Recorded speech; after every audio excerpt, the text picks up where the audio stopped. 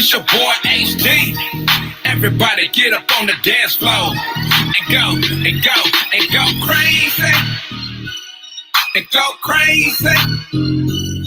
And go crazy. And go crazy.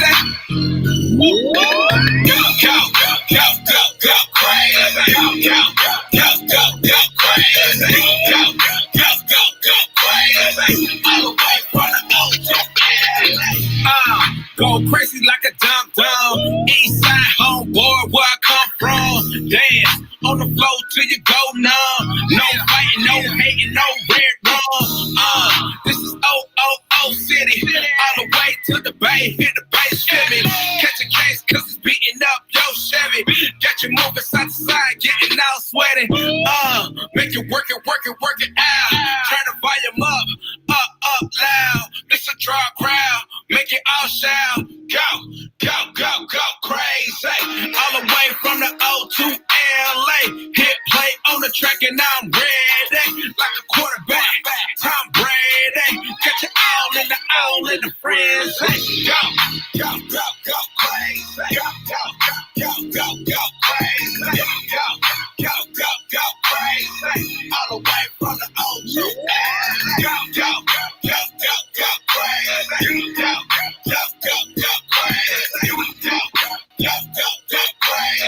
All the way from the O to LA. Go crazy. Go crazy.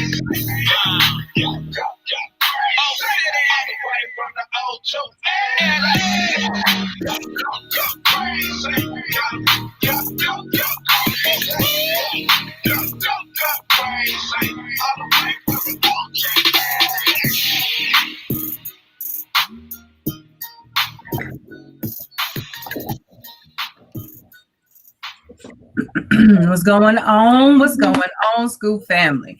You know what day it is. You know what time it is. 8:04. We're back on schedule today. See, Wynn gave us our normal opener so we don't have to jam all the way into like 8:08 because we have to let that song play all the way out. So we're on time tonight, and we are so glad that you have decided to come on in the room with us this evening. We have, as always, a really dope show in store for you, but I think tonight is going to be a really, really dope show. If there could be that, you know. We've got Jamaica B is going to be on with us today, tonight, and she's going to give us our Black History moment for the month. Super excited about that. We've got our hot topics as usual. So, you know, we've been on it here lately. If you've been missing hot topics these last few weeks, like, what are you doing with your life? Because they have been lit. But you're here now, so we're gonna leave the past in the past. We ain't gonna be bringing up old-ish tonight, but you're here now. Okay, so yeah, we got hot topics on deck, and then the second half of the show is a conversation that surprised the three of us. That was one that was so necessary, and I'm actually happy, very honored, and real happy that we are a crew that's going to be bringing this conversation to you guys tonight, as far as our main topic. So yeah, it's going to be a really, really good show. If this is your first time tuning in, I want to let y'all know real quick how we do things around here. We are interactive.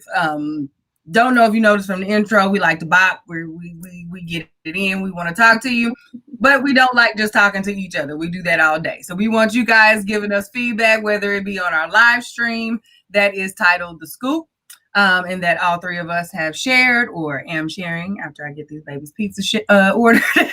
That we have shared. That is the live stream. We need you following and commenting on. That way your comments can be posted, boom, on the screen, so that we can all have a conversation together.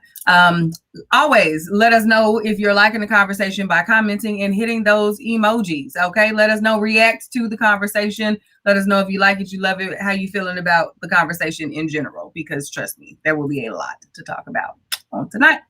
All right, so I think that is pretty much it. What's going on, sis? I see we got lips. Oh, got the color. So I got to the little special for y'all, little something I've been working on. So, hola, mi nombre es Kelly. Bienvenido a la Cucheron. I said it. Welcome to the Scoop. Bilingual. So yeah, I've been working on that for y'all for the last week, a little something. So yeah, we're gonna go ahead and do the break. Everywhere. Yes, you gotta learn something new. So I said, why not? Yes. Let's step on into that space. So. Come on, Latin brothers and sisters, we're trying to speak your language. Right. Tell you. I am got to be bilingual in this Mickey Vicky, okay? Right. How you doing, Win? I'm good. It's been a day. It's been a good day, but it's been a day. So, I'm here glad to be here.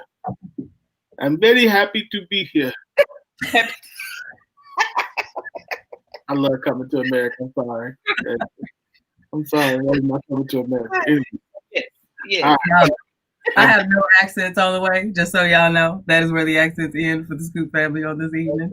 I did not prepare an additional dialect for the fam. So, we out here trying to spread dialect right here. You get that. We international. Right. That's a family joke that we have. When I go back to Cali, because for those of you who don't know, I'm from Oakland, California. When I go back and visit there, the first thing they ask me, "You're not from here, are you?" And I'm like, "Actually, I am." And now when I'm here in Oklahoma, people still say, "You're not from here." I'm like, "Damn, I don't belong anywhere." No, I guess not. Yeah. So yeah, got my own angle. Don't work on your accent for next week. Don't work on it. So yeah, before we hot topics, I want to remind y'all to hit the like button on our Facebook page. It's at The Real Scoop Show. Subscribe to the YouTube channel. And also our Facebook group is The Scoop Show. And the YouTube is at Real Scoop Show or The Real Scoop Show. The Real Scoop Show for YouTube. Scoop Show. The Scoop Show. The Scoop Show for YouTube. Look at me. Look at my accents getting all intertwined over here. Girl, I gotta keep it together. But anyway, we're gonna go and take it back to our, to my Black side, to our culture for a little bit, and go ahead and bring our historian/librarian extraordinaire, Miss Jamaica B. Lewis, to enlighten us on this evening. She has done so much in so I am excited for this part of the show. Well, where'd she go? She was just here. Uh-oh. Winfred done lost Jamaica. I didn't do it. She gonna have a side eye for you when she come back. I didn't do it. I ain't pressed nothing. It ain't my fault. You in trouble. It ain't my fault. While we wait, y'all make sure y'all hit that share button. Yo. Go ahead and invite your friends. Our VIP section ain't made yet. Oh wait, Miss Shalita's here. We do have one VIP member. Where's my wife? Where we at? That's what I'm sitting having a problem with too. So it ain't my fault. It ain't my fault. Facebook hating. Well, you wanna tackle one topic while we wait for it? Do the ads real quick. Do your ads real quick. Okay. So as you all know, the Hot Topic Hour is brought to you by Curvy Kitten Clothing, which for my Latina family out there, Gadito Corralino.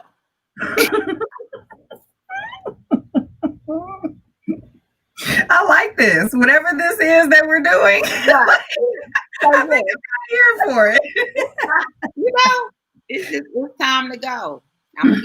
I'll give y'all my private tutor after I learn my get all my Spanish in. She can't get tied up. Well, you trying to get me after me first. Right. You But yes, I want you to go to www.kirbykittens.com and get you one of these maxi dresses. A perfect way to miss your summer with the fall that's coming up. With this nice little maxi dress. I love them. Not just because they're curvy kittens, but y'all, they comfortable, they flare, they hang right. Yes, I love them. So curvykittens.com or gatitoscorvelina.com. I don't know how to say .com. .com. I think that's .com is pretty universal. I think everywhere .com is Right. All right, Tamika said that. Okay. So yes, without further ado, Miss Jamaica B. Lewis.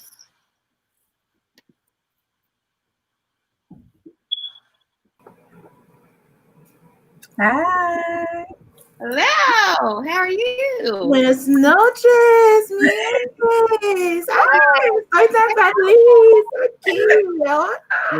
It can be slow, tidy, Nancy. Oh, okay. She's a baby step. She's still learning. Buenas noches. Right.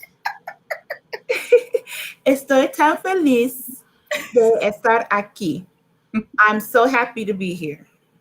Okay, gotcha. Okay, we good?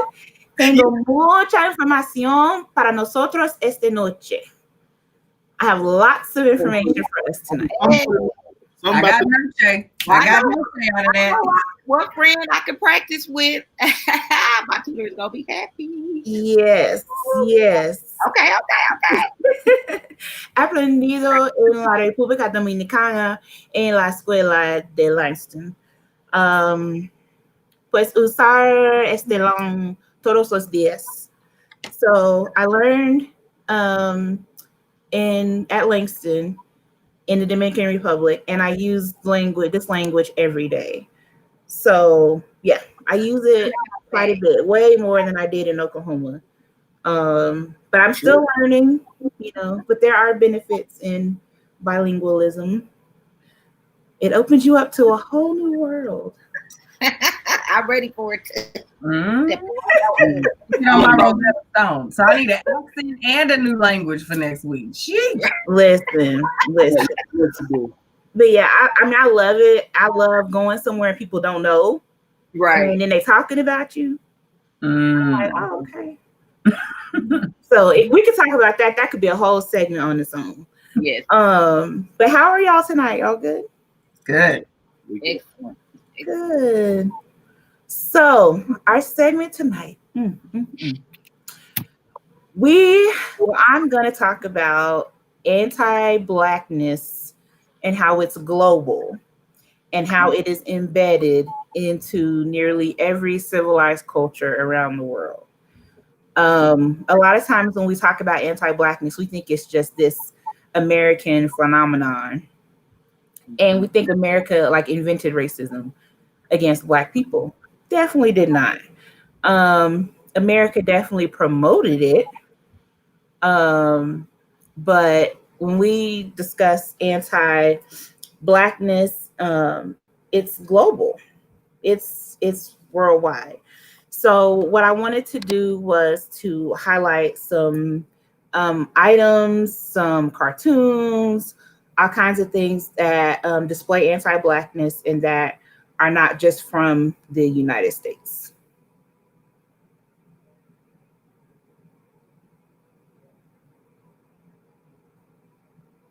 All right, so I'm starting here. This is going to start in the United States. When we talk about racism and white supremacy and anti-Blackness, a lot of people mistake it as us saying, someone saying the N-word or, using horrible language. We don't realize how embedded anti-Blackness and racism was into society. And not even just was, but just still is. So this is one example. This was a political advertisement for Lyndon Johnson in the United States. And this is them making fun of Black people who were voting for Lyndon Johnson. And as we can see, I went all the way with LBJ. We have the stereotypical Black mammy character with the pickaninny hair, with the big lips and pregnant, of course. So that's political advertisement in the United States.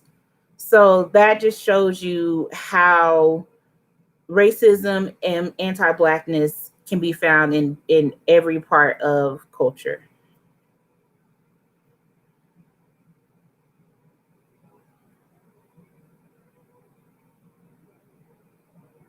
All right, so this is Darky toothpaste. Guess where this is from? This is from Japan. So the story behind this toothpaste is interesting. So when it first came out, it was called Darky toothpaste. And there's a translation that in Japanese that Darky is for Black or for the Black people. So this was translated as toothpaste for Black people. Now, believe it or not, this brand is still on the market, but they call it Darlie instead of Darky now. But the brand is still on the market. It still has a similar picture, similar to this one, but now it's a cartoon. So it's more of like a European looking man and not the caricature of a Black man that we see. I mean, and this is toothpaste, y'all. I mean, why does our toothpaste need racism? Seriously? So anyway, next picture.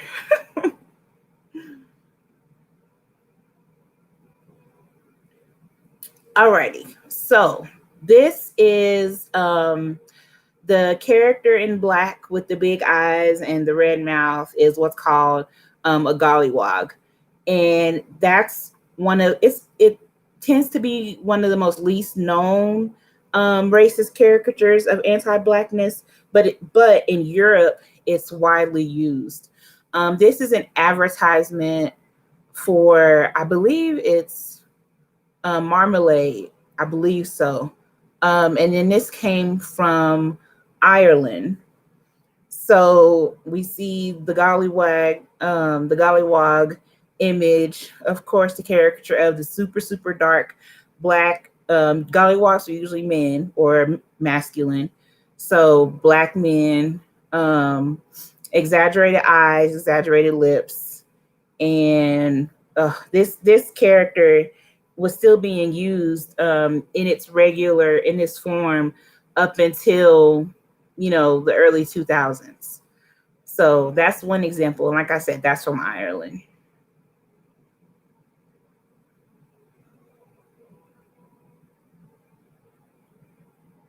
Again, we have the gollywog again, and this advertisement is from Australia.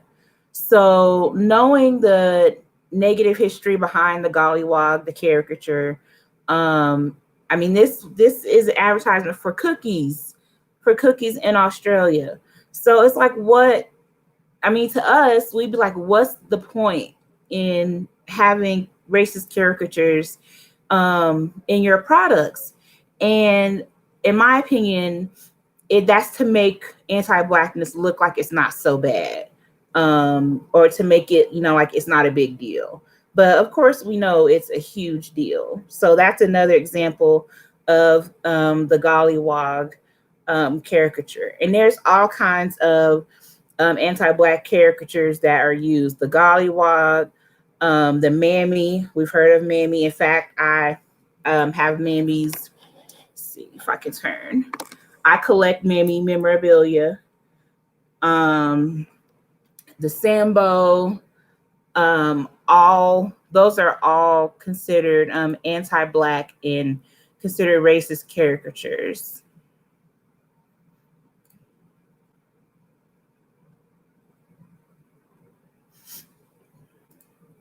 Okay, so this is a commercial that was made in China pretty recently.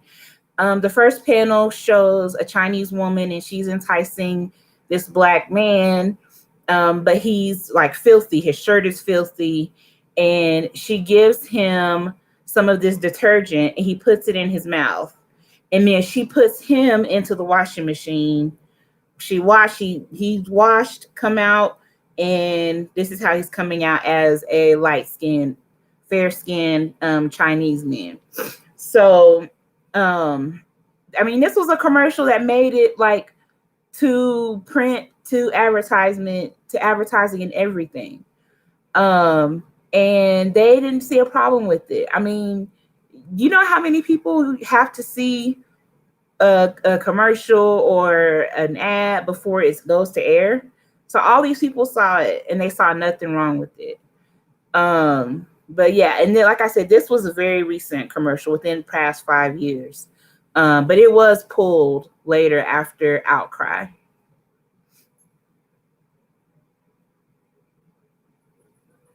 I know, y'all, it's crazy. I know.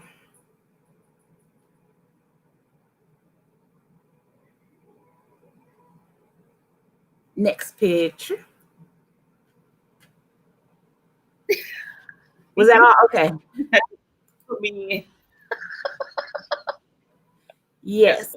So when we talk about racism and anti-Blackness, it's global, it's worldwide, and people take it so casually. I mean, if you can put Darky on toothpaste and sell it, and it's like 15% of your toothpaste sales, then, and that's how you picture Black people. And then keep in mind, Black people are not prevalent in every country in the world. So these caricatures might be the only reference you have for Black people. So when you see somebody Black, eventually you already have, you know, this thought of them, this caricature. That's what you think they are. Yeah, Tanya, exactly like the Dove soap commercial. There was a Dove commercial where it had a Black girl and she was in a brown t-shirt, and then she used Dove and pulled the shirt off, and she was a white woman. So it's like these companies are advertising Black skin and Blackness as dirty, as filthy, as undesirable. And then, you know, they launch these advertisements, and it's, yes.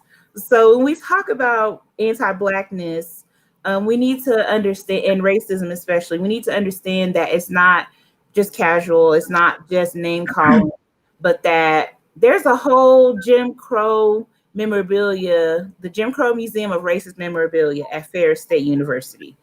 There's enough racist memorabilia that was produced and still is produced that you can have a museum.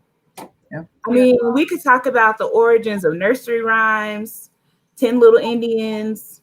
It was 10 Little Nigger Boys. I've seen an original, one of those original books. I mean, racism and anti-Blackness was embedded into every single aspect of culture. A lot of soap commercials in the early 1900s would show a mammy cleaning her pickaninny kids, and then when they come out of the soap, they're white. Yeah. So we just have to be very aware of what these things say, and very aware of how other people perceive Blackness. And we have to make sure that we speak out against a perception of Blackness.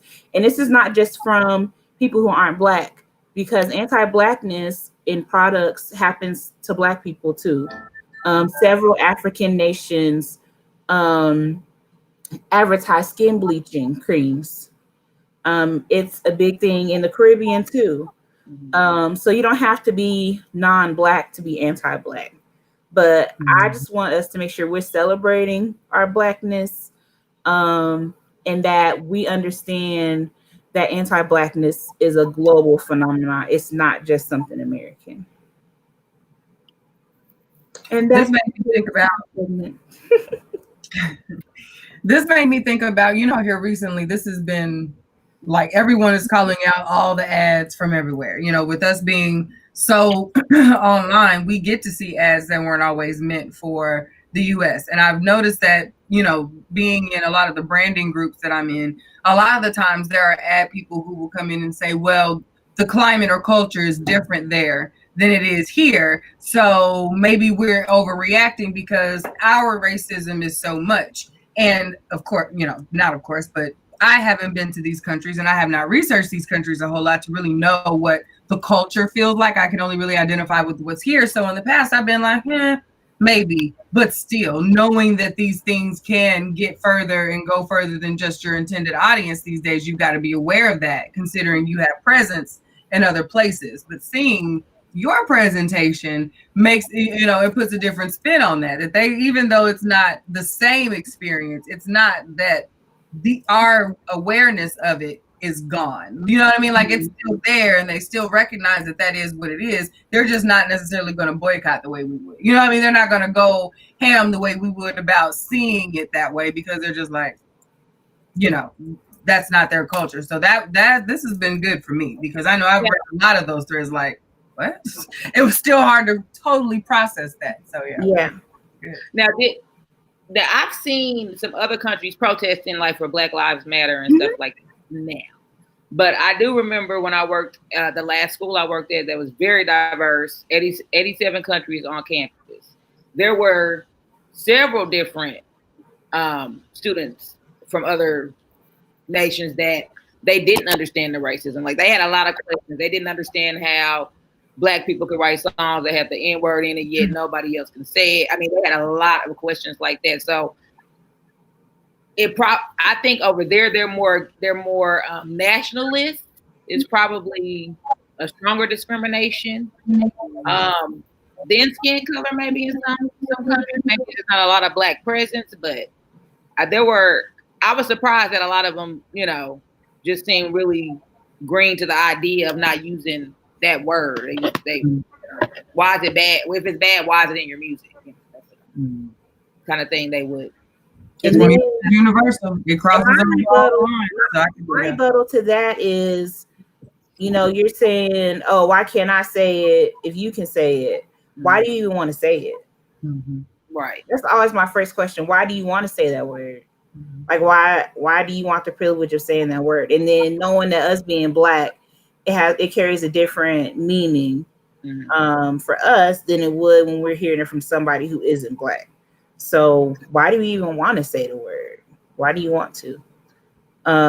But you can read their stories of I think it's Naomi Osaka. Is that her name?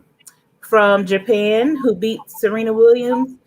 And she's Japanese and Black. And they still made horrible caricatures and cartoons about her. So it doesn't even matter if you are Black, Japanese and Black, if you are Black in Great Britain, if you are, Black in India, there's going to be some racism there. It's like, where in the world can we go as Black people? Where can we escape from that? Is there anywhere we can go? Because we can't even say we can go to Africa to escape it, because many African countries are being invaded by foreign places or have been colonized to where, they believe that Black Americans are so on and so forth.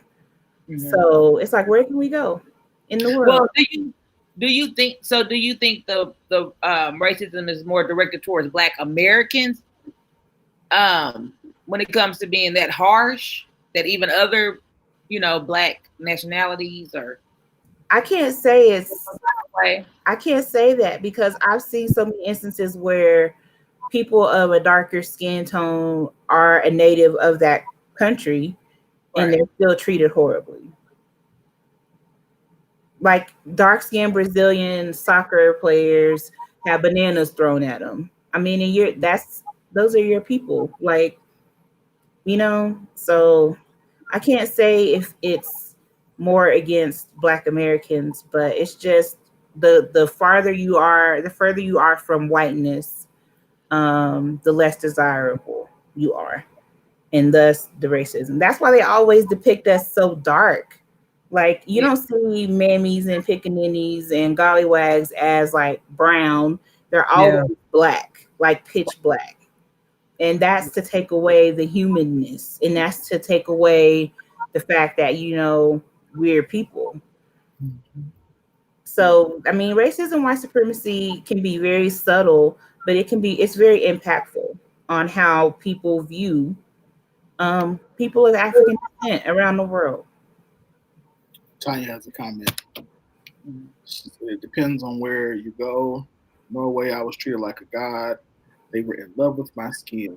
England, you get a different vibe. That racism is there. And Tanya, I hear that. But you also have to be careful of tokenism and fetishism. So if I go somewhere, if I go to Sweden and someone tells me they're in love with my skin tone, my skin color, I'm gonna question that. Like, I mean, I know it's beautiful, but it's skin. Like, and is there some kind of fetish there? Is there, I mean, what's behind this adoration? And I had a guy who was Hispanic tell me he was in love with my skin tone, and I'm like, okay, that's really weird. And come to find out, it's because he only dates Black women. And I'm like, okay, I get it, but don't make us out to be a fetish, because there's a difference. Like, you can admire, but don't fetishize. Yes, Tanya, Australian Aborigines. So the original people of Australia, the Aborigine people, are dark skinned, but you wouldn't know that because they are treated as not even second-class citizens. They're treated, worse in their own country, the original Aborigine people. So I believe every civilized country has its version of indigenous people of African descent that are just treated horribly. Oh, girl. Any This other? one was a hit. Sorry, It was y'all. good. Yeah, my anxiety is like on 10. It's been crazy. Y'all. It's been crazy. So forgive me the fidgeting, please. But yeah, my anxiety is 10.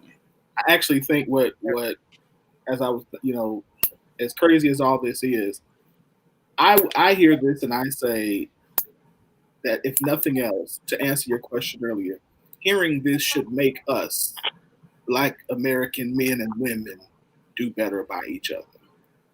Like, this should help us, to me, realize the reason why it is so important for us, Black men, Black American men, Black American women, to do a better job of loving each other. Where you ask the question, where can we go and be safe? It should at least be with each other. I'll save the rest of that for later. So, good job. Way to get us started. Yeah. Thank you. And I'm so excited. I already have next month's segment ready. We're going to talk about Black comic superheroes and villains. Yeah. There's more than just Black Panther out there, y'all. Black Panther is dope. He has his place in history. But we're gonna talk about even more. Y'all know I'm a comic nerd, so this is right up my alley. But we're gonna talk about Black comic book heroes and villains next month. We need to get all the Black geeks, quote unquote, here for that on that show. I'm super excited about this now because I'm not into the comic books, but honey, this genre of movie and television and honey, you talk about lost in some sauce. So yes, bring it, sis. I'm so excited about it. I'll be proudly wearing my Luke Cage t-shirt and bring it to the people proudly. But thank y'all for having me. Buenas noches y muchísimas gracias. Good night.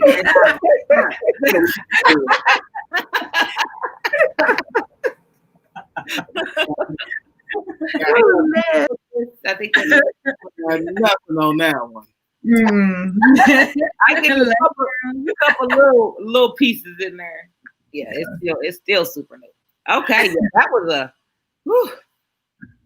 Yeah. Right. Wonder Woman. I heard that about Wonder Woman.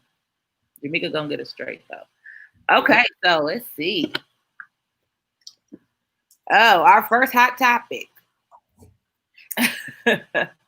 This one was interesting. I'm sure we've talked about it in some form or fashion. You have a few forms and fashions, honestly. So, I can't read that. Once we make it big, I'll read it for the people. So, this is a text message that's between looks like two friends. well, they were more than friends. So it says, thank you for the sex, meals, and clean clothes. Boyfriend tells girlfriend as he breaks up with her. So in the conversation, you can see they're going back and forth. He really didn't want to have that conversation. She asks him, like, what are they? And he says, we're friends. And she says, but, you know, I've given you sex. I've cooked meals and did your laundry. And he's like, basically, he was like, thank you for that. But you knew from jump that I wasn't looking for anything serious. And she's like, well, it's been 6 months. So we know it's been 6 months. We know they've been intimate enough to where she's comfortable doing all of that. And he's like, he let her do that because he had told her up front. So there you have it. The scenario goes on. I feel like it goes on daily. Mm-hmm. And who's in the wrong? Who's in the wrong? Well, if anybody's in the wrong, so I'm gonna start with Wynn on this one. So, who do you think is wrong in this scenario? If anyone is wrong, I think she is wrong for jumping to the conclusion that because she washed his clothes, made his food, and was having sex, that automatically meant that he was going to change his mind and begin to play. And I say change his mind because according to the text, he says, I told you from day one, I just got out of a relationship and I didn't want to be in a relationship. And so she says, you know, I do everything for you. He was like, well, yeah, I understand that, but I told you I didn't want to be in a relationship and you started doing that. So yeah, I think her mistake was assuming that because she did that, he was going to change his mind, or because he didn't stop her. That was, you know, I think she was wrong for doing that. I mean, I didn't say wrong, but I think that it was her mistake for making that assumption. And yes, it happens. This happens quite often, and it shouldn't.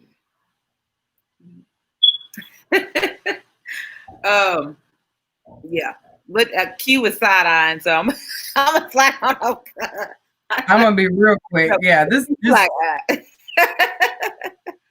I'm with homeboy on this one. You know what I mean? Like, you get what you get, and you do not get to throw a fit. 6 months, 6 years, 6 whatever. This would have continued on for as long. He even told her, I would have ended up inviting you to my wedding if this would have went on. Had you had never asked me this question, you would have messed around and got an invite to my wedding. And I'm as harsh as that was.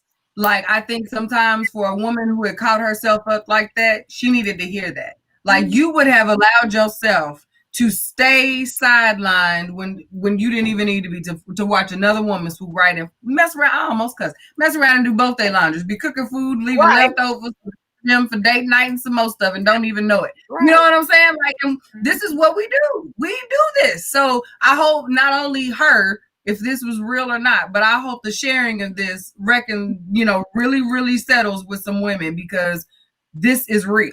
And men these days are more and more like this than used to be. And I think it's hard to hear. That's a tough thing to hear and swallow and read over and text. Baby, you can delete a voicemail. You hang up, eventually them words gonna dissipate from your brain.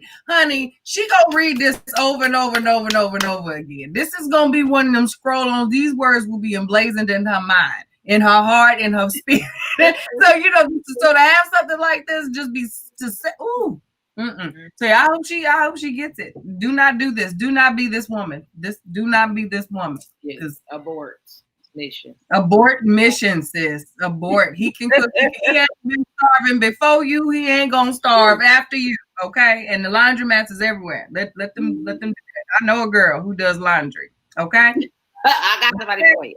I got a girl, honey. But let's not be the in this scenario, it's so crazy because it's so common, and it's like, why do we keep doing that? I would like to think that it seems like more people recognize that the mistake was in her assuming anything. And I think we've finally learned that more in the majority than not now. Mhm. I can honestly say I think women have come along for the most part and can recognize this now. Do we correct it? No, No. not always. No. That's the part where we're we recognize it, we know what we're doing, but it's like, yeah, he fine. Okay, I'm gonna stop. You know what I mean? Like, so, Mhm. yeah, we gotta dig deep. I mean, you just gotta stop doing it. And then we hope that WAP gonna win and be crying in the car when it don't. It don't always win, sis. It don't always win. People have been trying it since the beginning of the time. That's how I tell my nieces all the time. Like, you think you're the first to try? Right. The dryness of that. You think you're the first to try? Like, everybody has tried that. What you got? What else? What else? Or you gotta have something else. You gonna fight his new girlfriend? Done. Yeah. You gonna try to run him over? Done. You gonna shoot him in his pistol? Done. There's nothing you can do that's gonna leave him or be with him. Yep. Shoot him in the pinky toe. Yeah. They think they be really coming up with something new. I'm Yeah. tank. Girl, sit down.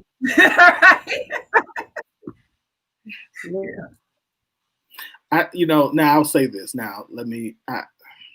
No, I'm not gonna say it. Okay, let's go. Keep going. Well, I'll say it because what I was gonna say though, because I was gonna be devil's advocate, but I was like, no, I think we've evolved past that. Mhm. At some point though, if you know somebody is infatuated with you, or their feelings towards you or something like that, to me, I feel like you have to have some responsibility at some point to be like, look, it's not gonna go anywhere. But some people don't get it, but I think you're responsible for telling the truth when asked. But like, he was honest. Like, even the point of her asking, like, he was honest before they even got to this point. Mm-hmm. So he didn't lie to her. I think if he would have lied to her and be like, yeah, you my girl, and gave her that stupid mess, then yeah, now you're wrong for that. You knew good and damn well what she was asking you when she says, what are we? But the fact that he laid it out there, them last 6 months was us doing what we do, babe. I didn't force you to do nothing. I didn't ask you to do any of these things. You made a point. I didn't even ask you to do any of these things. So I definitely didn't force you to do them. You know what I mean? So no, I don't. In this, I don't see he's wrong, like, at all. Like, at all. She was willing. He was willing. They was having fun, and it is what it is. But yeah. If he would have lied, then yeah, to him too. And then everybody would have got smacked around. I agree. That's true. Yeah. But I think people think, I don't know if people really recognize that as trying to change them. If you're saying, I'm going to just wait here until he eventually falls in love with me, I don't think people think that. I know that. I'm just saying, I don't think people put that in the category of. I agree. I'm waiting to check. They're just doing like, I'm just going to be his friend. I'm going to love him until he loves me, that kind of thing. So I think we ignore the red flags, but that may be how some justify it. Not saying it's. Oh, yeah. It's wrong, but All right. Next story. Mm-hmm. Did I already talked about that? This is we talked about this in the group. Yeah, we did. So I purchased a $30 dinner a couple of weeks ago from a guy. You had to pay a week before the food was prepared. Pickup was for August 9th, and the guy inboxed me the address for pickup on the 8th. I forgot all about the pickup on the 9th. Didn't receive a message to say you haven't picked up, etc. Nothing. I just realized I didn't pick up today when the guy posted food. I sent him a message to ask if the 30 would be applied to another meal, and he said, no, I don't do credits. But you can purchase another meal, and I'll remind you to pick it up next time. What the F I look like paying you 30 again, and I never got what I paid for the first time? Why couldn't you remind me the first time? Never again. So, disgruntled customer. Yeah. This exchange was familiar, but it was a little different as far as the action that the entrepreneur took, or the person preparing the dinners took, seems to be a little harsh and cutthroat for a business owner. But was it?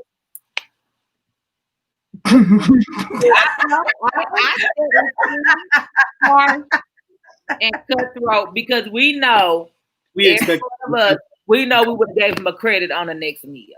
I mean, if you're not gonna do nothing else, most people would give a credit on something else. I don't know. I guess I think that. So Kels, somebody asks you for a custom Curvy Kitten shirt. You make it. They send you the money. You make it. They never come pick it up. And they say, "Oh, I never come." And then now they don't need it. They come back. "Oh, I didn't need that shirt. Now I don't need it. So can I?"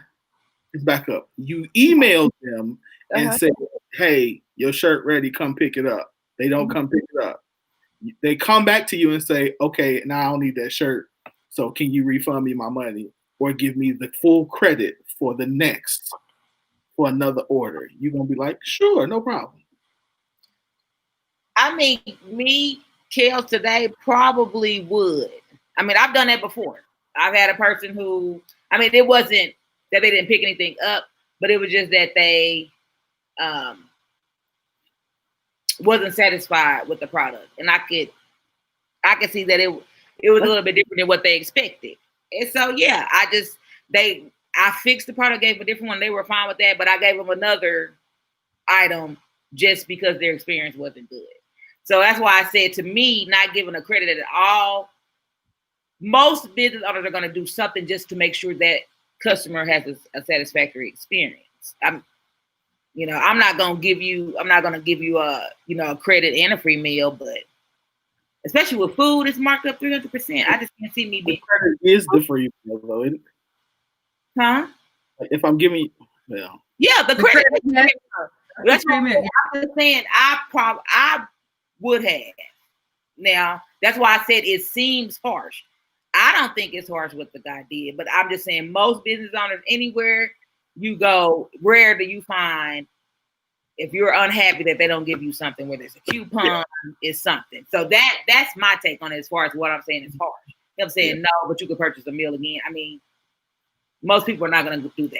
That response, okay, I guess that response might a little sharp, but I mean, that's just could have been how we read. But yeah, go ahead. I'm saying that's only about hard. Full disclosure, I actually know this person, so I come into this with the understanding in my head that maybe I'm a little jaded in my opinion because I know this person and I know their business a little bit. So that's full disclosure. I don't think anybody should be handheld for a meal. I don't think. That's why I said, to me, it's just the fact that you wouldn't at least, I want to give them a refund, but to not credit on the next meal, I don't know.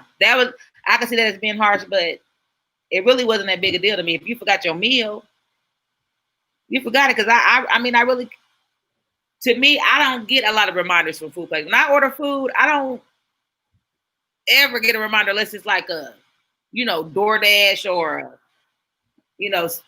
something with an app. But just to call in an order, they ain't calling me back to say, "Hey, your order ready. You forgot." No, they're not doing it. So. No. So I think about it like this. This is one person's testimony of their experience.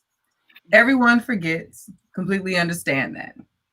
But if this man gets 5, 10, 15 people per food service day saying, bro, damn, I forgot, things got busy, bro, man, you didn't remind me, man. I'm sorry, whatever the case may be. How is this man supposed to stay in business? We always put I think that's one of the things, and I know 150% that I look at this completely from a business owner position when I look at this. Yes, I know customer service, and I'll put myself in that position, but I also will tell myself, Shaquila, if you ordered some food a week ago and you forgot that you ordered food and you missed your day, somebody ain't real good on you. Now you just bless somebody with a meal, okay? Because I know people who do business like this, and I know how much food costs. I used to also work in catering. So I know what it takes to pay somebody to make food, to drive the food wherever it's supposed to go, to purchase all of the stuff that it takes to actually prepare that funky little container that we always talk about when it ain't right. You know what I mean? But these people, when they go through what they go through to create these meals, to create these products, when they're in the space where you paying a week in advance on Facebook posts and things like that, we have to be a little understanding. He emailed you. He let you order a week in advance, so you could put that in whatever little agenda, reminder, text message, calendar, notebook, sticky note, whatever it is. Hey, I ordered food on this day. You know what I mean? And you paid that money. To me, that's the buy-in for the customer to remember. I am $30 lighter that I have purchased a meal for that day. Dinner is done on next Thursday, damn it, because I didn't put my 30 on it, okay? So, like, in my mind, that's what I'm thinking a customer should do. And as a business owner, as the preparer of the food, yes, I'm letting you know, hey, buddy, on the night before, tomorrow I got your food ready. Be sure it's picking up at such and such time. Okay, bet. Did you leave them on red? What is it? If you didn't respond, what? So I'm supposed to keep bugging you to come get your food, grown ass man that you paid for a week ago, and you said that you wanted? I didn't beat you over the head with this order. You said you wanted this food. So now when you see me ordering again, I'm supposed to take a possible 2 L's on the strength that you gonna what? Make a Facebook post? So what? I can come back and say you told on yourself with this. I forgot. He reminded me. I still forgot. I didn't even come back the day after or whatever when he might have still had my container chilling in the back of the refrigerator. Oh, hey, homie, well, you know, put it on 350. It might still be good, but hey, I don't know. You waited till I'm making a whole new meal and want me to credit that meal too? I'm sorry, bro. If you want to eat this time, I will remind you this time, but I'm not taking 2 L's. I'm sorry. And that might mean he might not have wanted this man to come back. You a headache, bro. I'm cooking food for a whole bunch of people, a whole bunch of people. You know what I'm saying? So no, I don't fault on me at all. Like I don't, and he might not even want this business no more. He could be like, no, we grown out here. We hungry? Nah. Like, do you want to eat her? Like what? Yeah. I mean, to me, I think so. First, the setup of the business lets me know. Like, again, if we think about the way this particular business is set up. Like there's a reason you're ordering a week in advance. Right. It means that I'm buying a specific amount of product for the people for the following week. Like my costs are already in there. And Kels, I'm pretty sure at $30, there's no 300% markup in there. Because these I say that probably $10 to prepare. Well, you're talking steaks. I mean, y'all saw the food that he making. Like I sent y'all the pictures, like steaks and lamb chops, and you know, and it was a steal for $30. It was a steal for $30. It was like big steaks and macaroni and cheese, like homemade macaroni and cheese. Was a peach cobbler. Like this is So I just don't see. Even if let's just say it was $10. I just think that if I'm cooking all day, I'm grilling on a grill all day, I email you the day before to say now the ownership is on me to now call you that day to remind you is a bit much. And so that's why on the post, I asked the question because everybody's like, well, he could have, and even in the comments, he should have texted her, he should have called her that day. My question was, so if he has 50 people that he has to send a reminder text out, and he doesn't have time to do that, so can I include in my price a service that will let me do that? So if I have to raise the price of my food another $5, is that okay with you? Well, no, why you got to raise the price? Because again, now I have to pay as a business owner, I have to pay for this service to send you emails.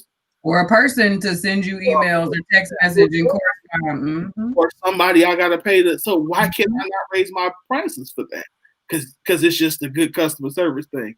But it's also a good customer service thing for me to actually be in business. And so I think that's the thing that I walk away with thinking is that sometimes I don't think, first of all, as business owners, we price things properly. Secondly, I get that most people don't understand.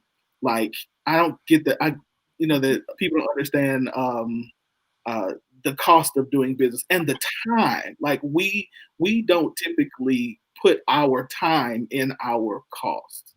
It's just this is product cost. So I'm going, but no, I'm on the grill all day. Yep. And then Yeah, so no, I'm not. I mean, you don't have to convince me. I'm a business owner. I'm just saying, I know I don't want. I'm gonna eat the cost because that's my niche. Mhm. If your niche that you cook good and you know people gonna buy your food regardless, that's fine. People don't know me yet. No, I get If I had to, I'm probably gonna eat that. I'm just saying, most small business that I know would normally try to do something to make that person have an enjoyable experience.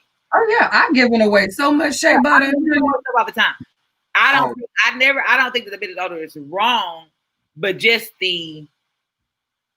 everybody expects you to be apologetic, and I get it. I get that business owners have to do, especially small business owners, because other owners not even face to face with their customers. So, that's a whole nother argument. So I get that. I'm just not at a place where I can be rude to my customers yet. Yeah, I don't think you don't have to be rude. Be rude at all, and that's what I said. I'm saying that the tone of that back and forth was rude. That was rude. Possibly. But I mean, I'm saying, if it was said to me, I probably would think that was rude. If it was said to me. We also know, just because a customer put something in quotes does not mean that's exactly what that person said. You right about that too. If we had seen screenshots of an actual conversation back and forth, then maybe I'd have been like, okay, yeah, you could have still told him no nicer than that. But just because homie put it in quotes, no, I don't do discount. You can buy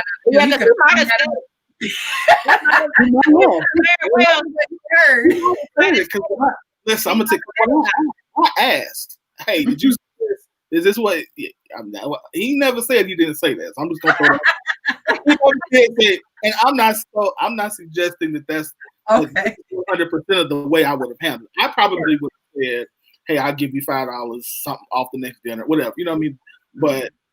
But no, I'm not gonna in the future. I'm not going to text you. I'm not calling for any orders, especially not food. Food goes bad. That's what I said. Yep. Yeah, I'm not gonna text you. That's not the way my business is set up. My business is set up that I email you the day before, and that's I'm gonna email you. Mm-hmm. We got time for another. Well, we close. Go ahead. Yeah, we're good. Okay.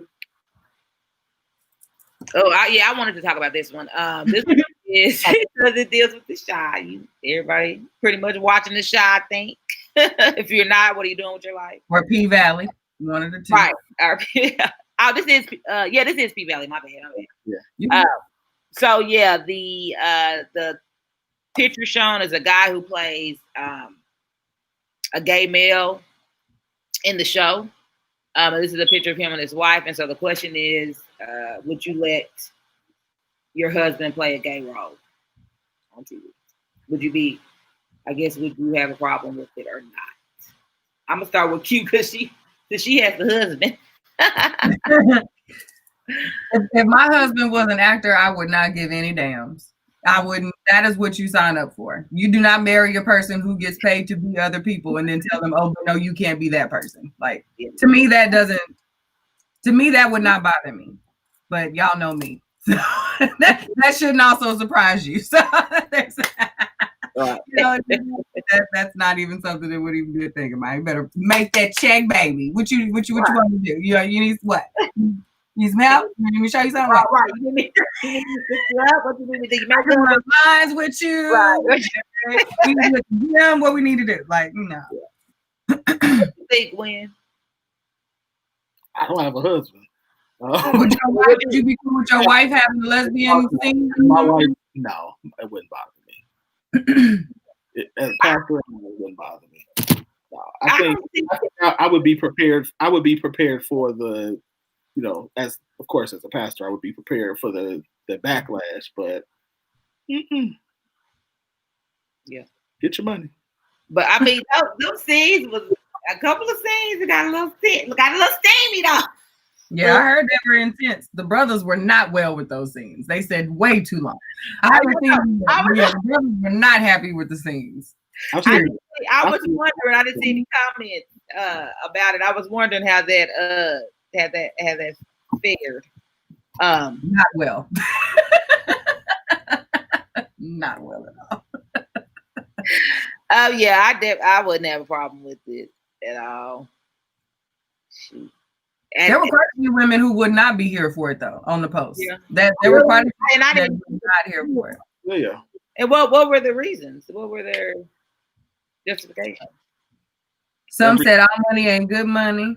You know, you what I think what Chan said, what does it cost a man to gain the world and lose his soul? Like every role ain't for you. Some people have made stances. Some women said that there have been some actors who made stances about not taking certain roles, especially for Black men, and that's helped boost their careers and things like that. So there were different reasons for it. But I'm gonna be honest. If my wife, I would probably be more concerned if my wife was doing a sex scene with another man than I would if it was another. Yeah, and that's the double standard of the whirlwind. That's not cute. Yeah. We're not gonna applaud you for that. I'm not saying applaud me for. I'm saying because you know what I mean. Because I would, and I say that because of my ego. My ego would be concerned, like, is she gonna like it? You know what I mean? Like, is she gonna be thinking about like all of that? I'll be fine in a minute once the thought crossed my mind and I take care of it. But I will not like that. Would be more of a concern for me than playing a gay role. Like Yeah, but again, to me, that's still teetering on. I mean, that's still that double standard. Like a woman. The scenes in movies are so awkward. Like the taping of them is so awkward. The scene that we actually get as viewers is so edited. She doesn't enjoy it. Let me just. They don't enjoy it. They don't. Not at all. Right. I All these mean, people when they watching, like, Yeah. a whole bunch of people. You know what I mean? All kind of stuff, but. Look to the left, right there. Yep. Mm-hmm. Mm-hmm. And nope, roll it again. Lube them up, lather them up. Like it's like it's 15 people because they never actually have. Can you imagine that? That is like edging in the worst way possible. I want us to be able to run ads in this, but like imagine that for those of you like getting like you're naked, you're rubbing, you're touching, you're doing all of those things and cut. And do it again. And you're naked and you're rubbing and you're touching and and cut. And do it now. Like that part, I'm like, I'm going home. I'm going home to my whole real life husband, okay? Because I'm sick of y'all. Cut. Like I'm yelling cut now. You know what I mean? Like, after a certain point, I'm going home. We're gonna start this tomorrow, okay? We're gonna try to But you know what it makes me now I understand people saying that they're gonna take a stance, especially if it's something that they don't believe in. We know homosexuality is still a major true conversation, people on both sides of the coin. But you know, I always wonder, you know, are you scared, sis? Are you a little scared? Just a little bit. little twinkle. Like, no. Your mom goes, no, if he tried. No. That's a It's a real concern nowadays. That's all I'm saying. I would have a problem. But yeah, we're gonna wrap up. Wyndham's so uncomfortable. I'm reading the hell out of these comments. I'm focused. I'm reading the comments from the post because when she asked, I'm like, what did they say on the post? I'm reading these comments like, I'm teasing. Yeah. Like I said, it wouldn't. Hey, yeah, no, mostly don't just say the biggest one that was in there that said. Oh, here it is. She said,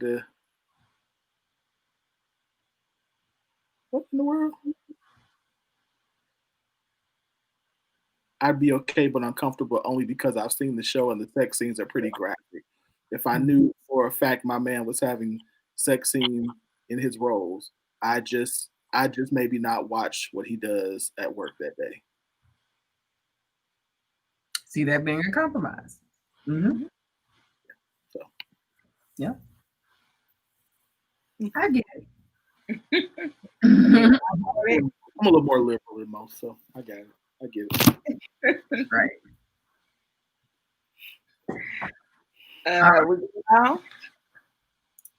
Yes, ma'am. Yeah, I think that's it. We got a couple more, but it's 9:00. Oh wait. What y'all want to do? Do you think we need the whole hour for this last part of what? We got 2 more. What you gonna do? Go ahead. Executive Okay, let's go forward. So, why don't couples last after having a baby? Because they tired. No. Everybody who's had a baby was like, do you know what this is like? Right. You know what it's like to have a baby? Now, No, there was a comment, but wasn't there a post that went along with this? Yeah, I'm trying About to trapping women or something that everybody swore they didn't have any understanding of. But that was a different one because I'm the one that said I didn't understand that foolishness. Okay, why don't couples last after having a baby? It says because he. Oh, yeah, I have to remember this. Yeah. It says because he only wants the baby so that he can claim you for life, because you may not be his woman forever, but you're his baby mama for life. To have a reason to never let you go or always be around. It's like marrying you with no ring and no intentions of a relationship. They just want the control. It's all about the control. # free game. Thank you, Mr. Arielus, the Emperor.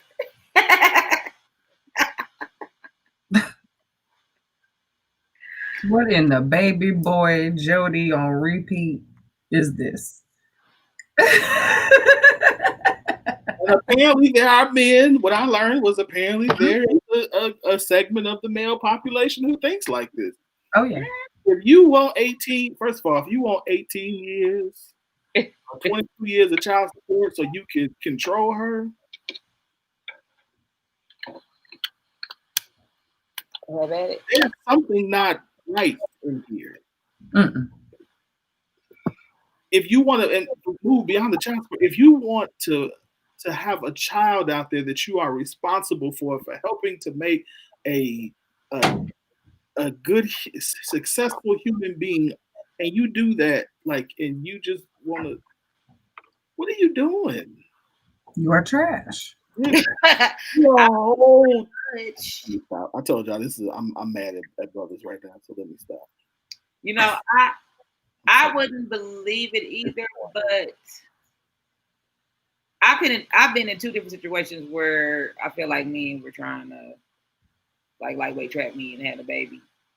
Because I'm telling you, because they get this false idea that I'm one of these. I don't know. One of these different low self-esteem, whatever. But yeah, I mean, I really thought one guy was playing, really, and it became an issue. And I'm like, you just became unattractive. I don't even want to deal with you no more because, frankly, you're scaring me. Huh? Wait, he told you he was trying to trap you? He told me one day, he was serious about planning to have a baby. I'm like, dude, I don't even like you for real. I don't even like you for real. And like I said, I really thought it was a joke, but it got to a point to where it was like I said, it was kind of. I'm like, you know what?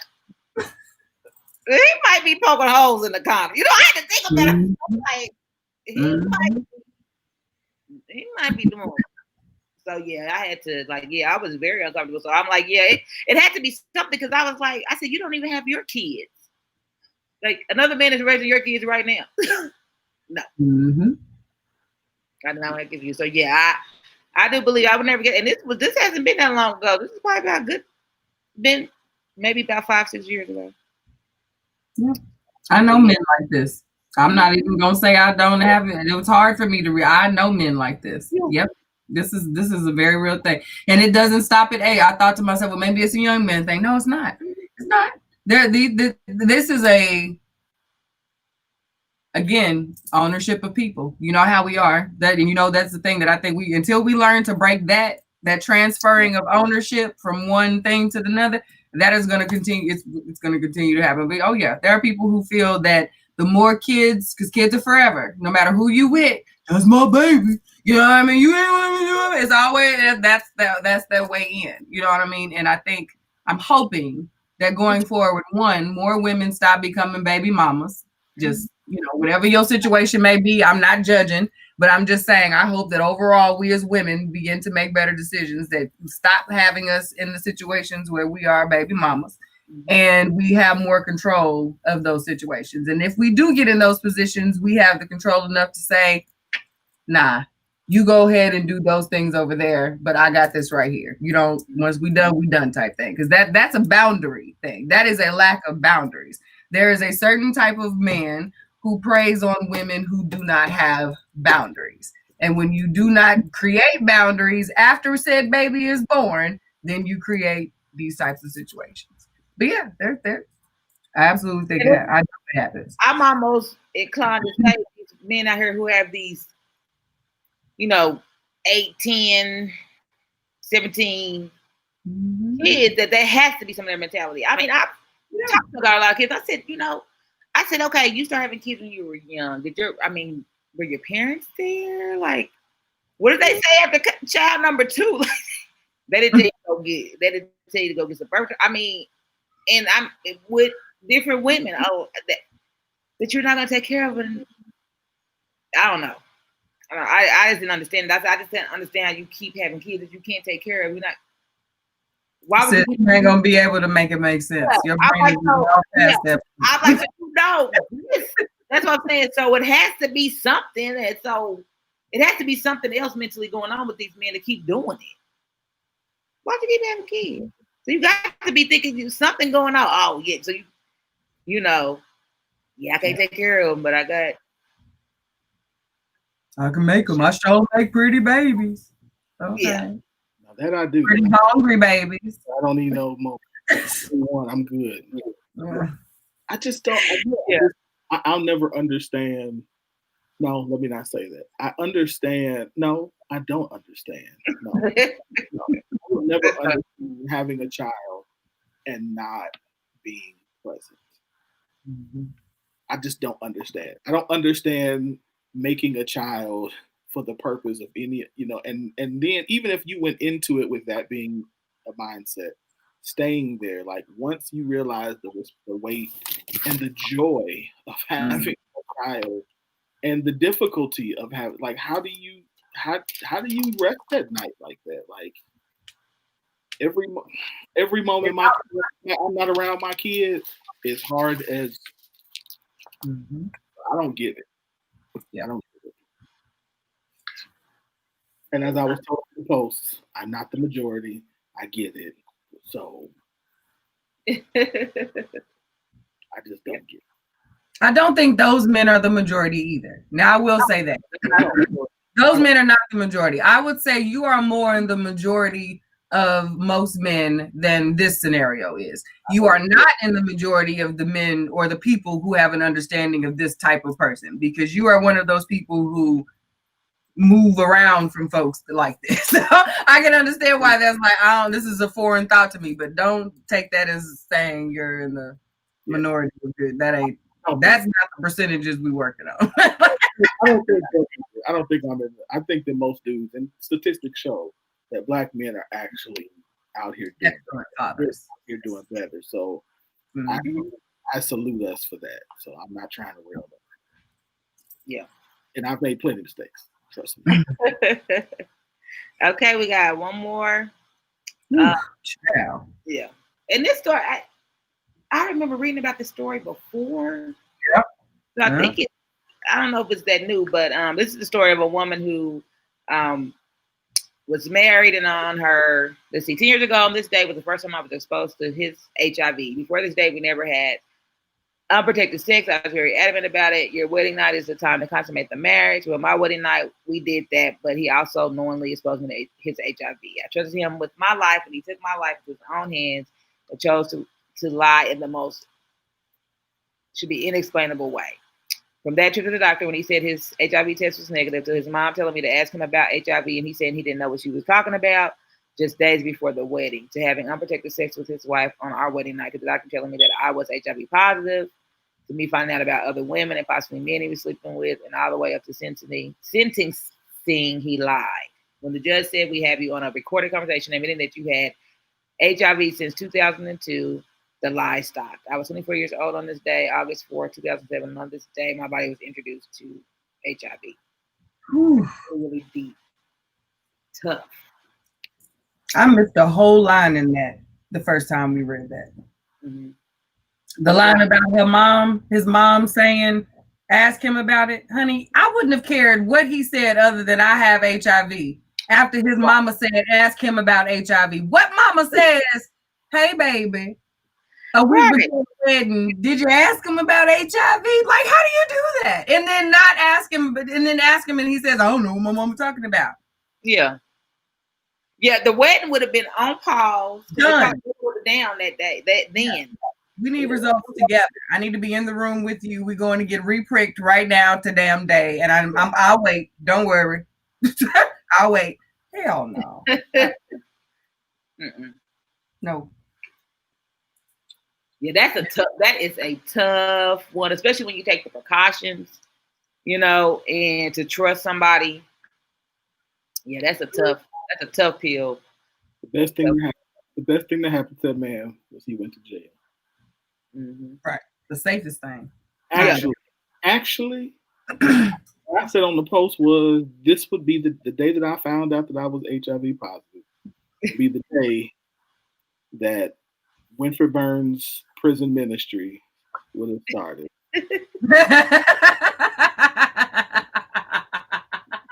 Yeah. I missed that on the post, by the way. Prison ministry would have been birthed that day. Mm-hmm. Because he's and I will do his funeral before I go. Mm. How do I say goodbye? Yeah. Yeah. So you talking about psychotic break? Ooh, baby. In my 20s?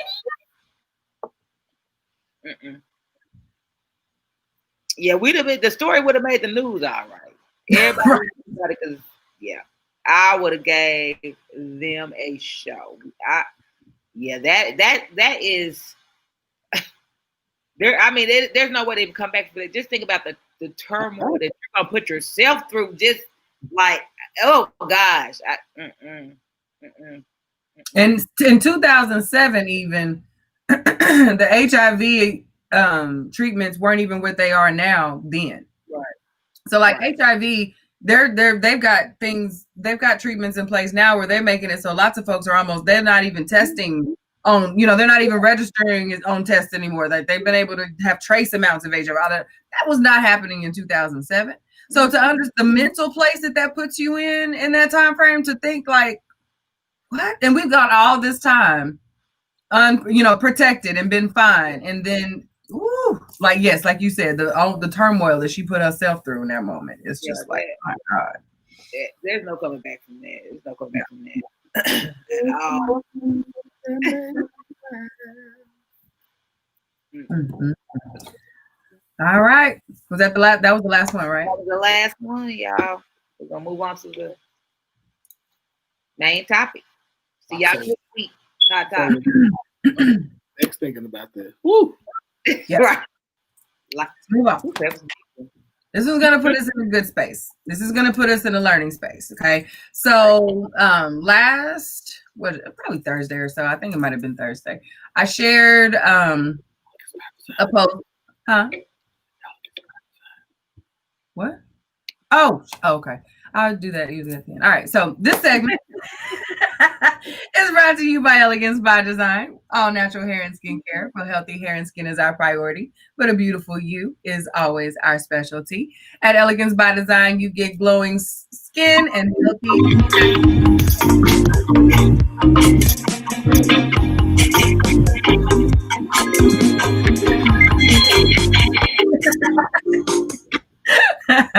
a quick down for the one time. Music. Right.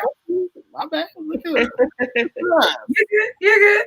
But yes, at Elegance by Design, we offer all natural hair and skin. That means head to toe. We have something. You. You good. I'll make one without music next time for the show. For the show.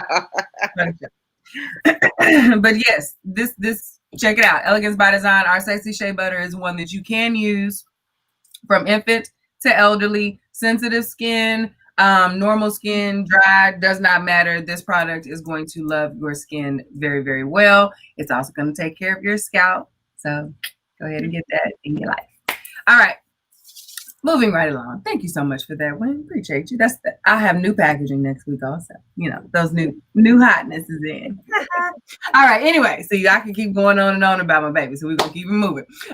So last week I shared a post that I was scrolling and came across, and it immediately resonated with me for many, many reasons. One, I am a female. Two, I have daughters.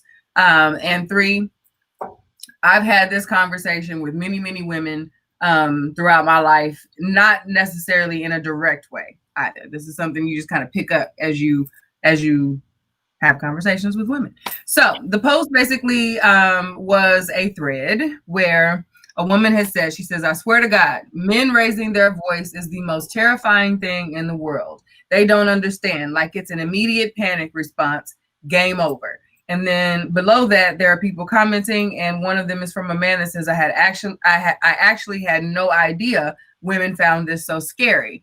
So this is just one snippet of a thread that went on for about, I think it was 10 or so screenshots of people commenting. There were other women sharing their experiences, whether it had been from romantic relationships or whether it started when they were young and they were raised that way. It could have been traumatic experiences, whatever the case may be. There were also men on that thread responding in ways like, wow, I didn't realize that my girlfriend, maybe she reacts a certain type of way when I raise my voice, and I'm always like, why? Now I understand this might be one of those reasons. So I shared it because I thought this is definitely a conversation that we should have. And then I also shared it in the Scoop. And I was so proud that there were so many people who actually were honest and shared how they felt about the conversation, whether they were women who were saying, yes, this is a thing for me as well. It's caused these type of responses in me in conversations and confrontations and regular interactions with people that generally may not have always even gotten to that level. It's caused a call and response kind of thing in some women because of this type of fear. I saw Bing was one of the men who responded to this and said, you know, this is like real for me. Like this was the first time that he heard other women, whether it be stranger women or women that he knows and loves that he's in the community with and see their real life experiences. He was like, damn, I think, you know, I need to have a conversation with my own daughter because I respond this way and didn't necessarily think that I could be doing this to her. This is not how I want my baby to feel, is essentially how he responded to this thread. So I wanted us to talk about it. I wanted us to talk about how the elevation of voices, how yelling, aggressive conversation and behaviors when it comes to young girls, teenagers, young women, how that affects women specifically as we progress. And before we get into this conversation, I am going to say, because a man brought this up in conversation in the Scoop, this is not saying that men enjoy being yelled at or confronted aggressively or any of that. I think all people prefer to be spoken to with respect and calm, sweet voices. However, I'm just going to be honest, this is different for women. This response, the long-term effects and reactions that come from these engagements change us in a different way than I think that it does for men. So stone me later, but that's just how I think it feels. I just want to put that out there. So I'm gonna go with Kels because she's the other woman on the panel before we get to Wynn. And I want to ask you, sis, how do you feel about this conversation? Did you read through the threads and how did you feel on this? I don't think I engaged on the post. I did read through some of it, and I was just trying to think, can I relate? Because now that I think about it, I really didn't encounter a lot of aggressive or yelling from men until I was older. My dad was that silent killer, Mhm. He'll come in there and talk you to tears. So yeah, I just don't remember being handled in an aggressive manner, like that. I don't know. I couldn't really connect with it. That's good. And maybe just because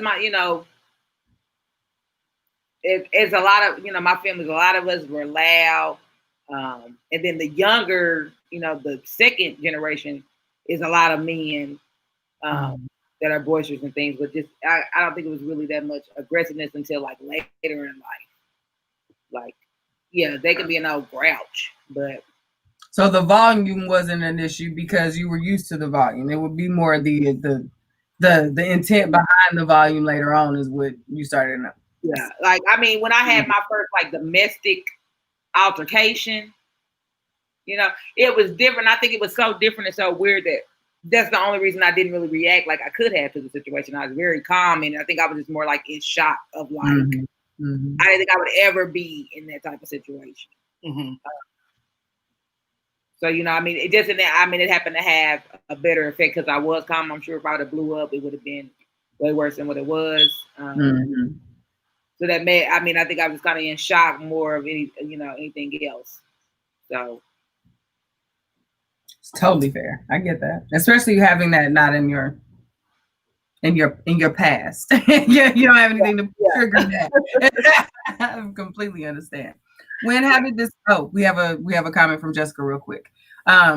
She says it's definitely a thing for me. Whenever I got in trouble while growing up, I got yelled at by both parents. The obvious difference between the two is that my dad's voice is deeper, causing a much different feel. So I now feel uneasy at times when male voices escalate in a certain manner because I connected to being in some type of trouble.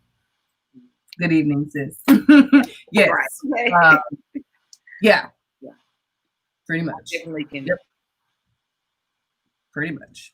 When we go ahead and tell me what your thoughts were on the post. Yeah. So I connected with having with being yelling at affecting me. I don't like being yelled at. Anybody who's around me knows I don't like being yelled at me. I don't, and a lot of it was like what Jessica said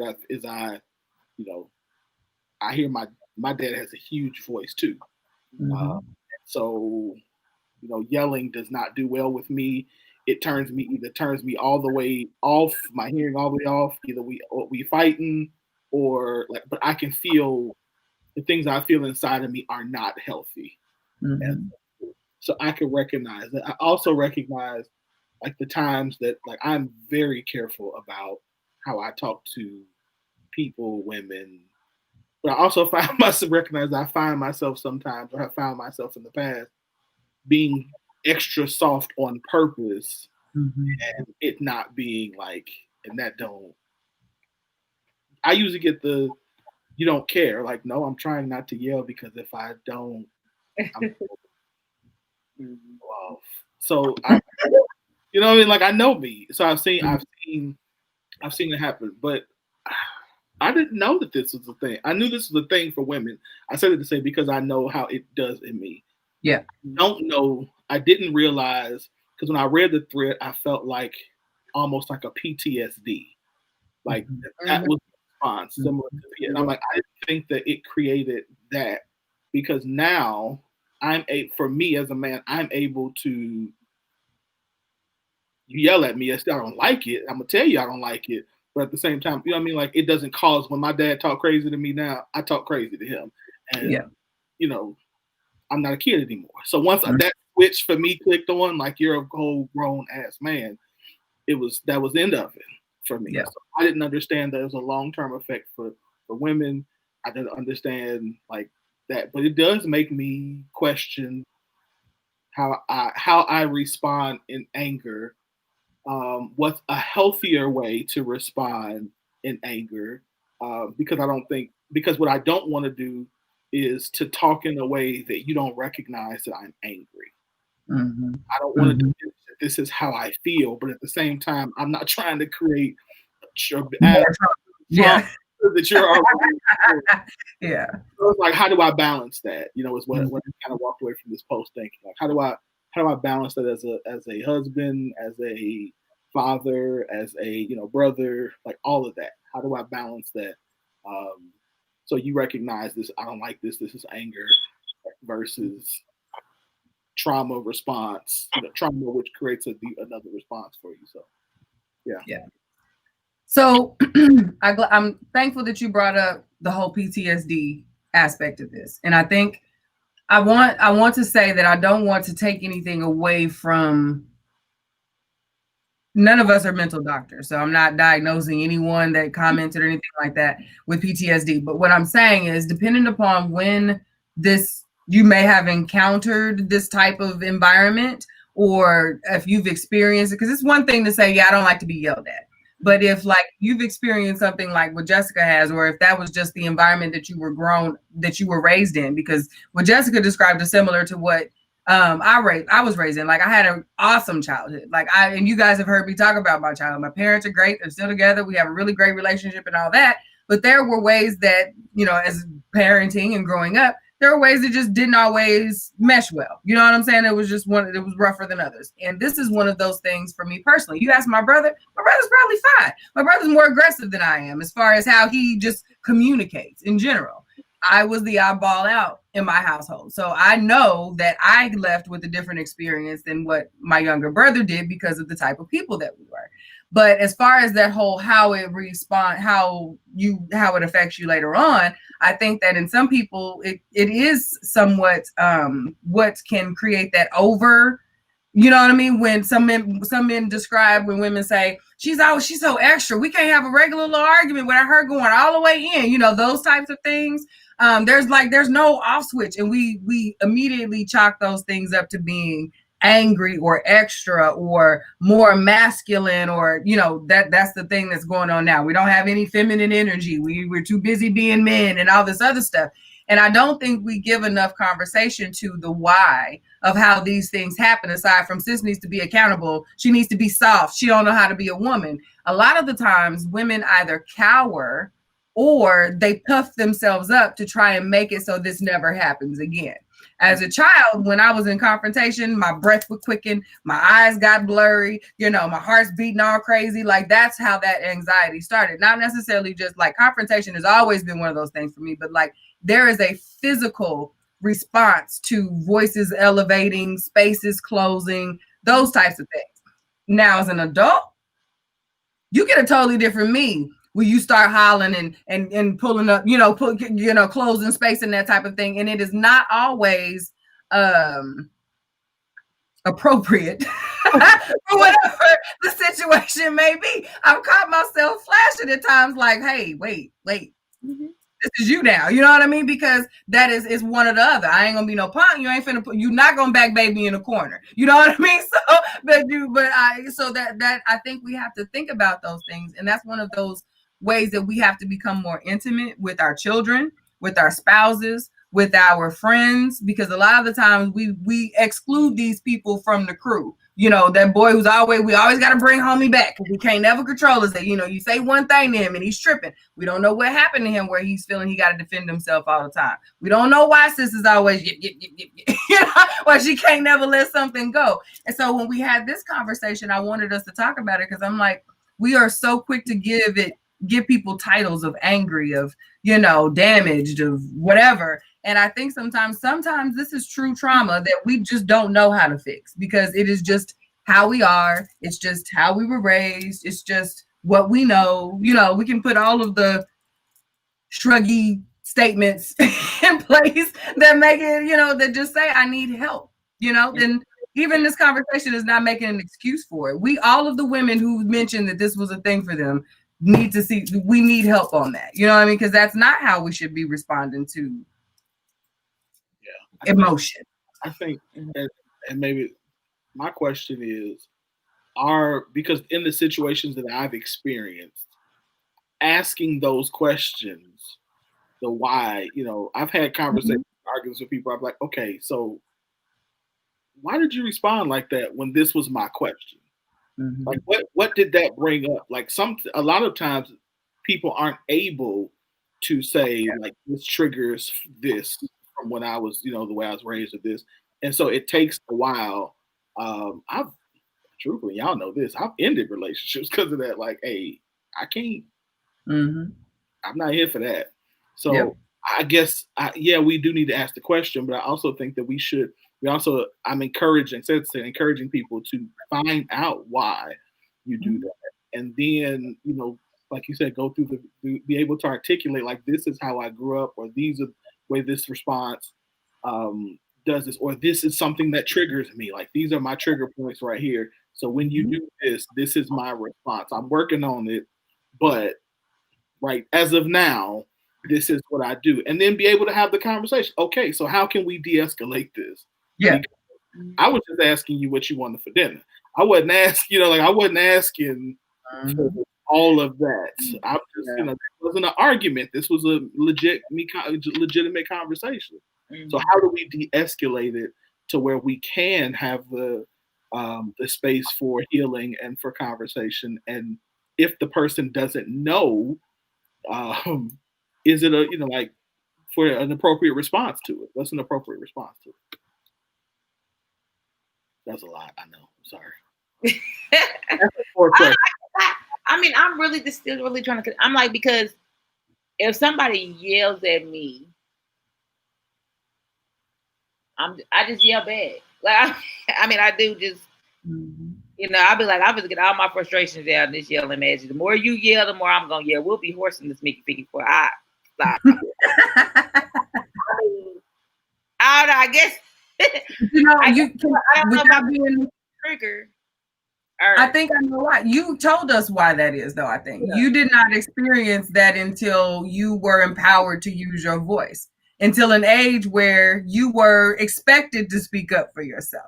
If someone experiences this at an age where you just have to sit there and take it, where you are getting in more trouble, there's more of this behavior. If you do say, stop doing this to me, or you respond in a way, then you're going to look at that totally different.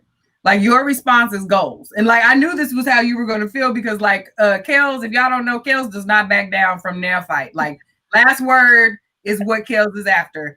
Every time, you know what I mean? So like, I was completely expecting this response from her.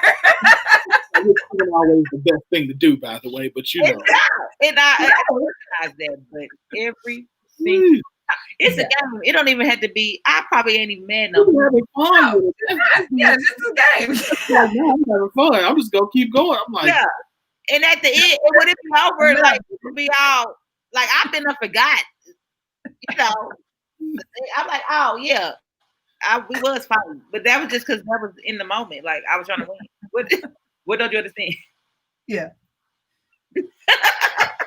Last word, Johnson on my grave is to say, here lies.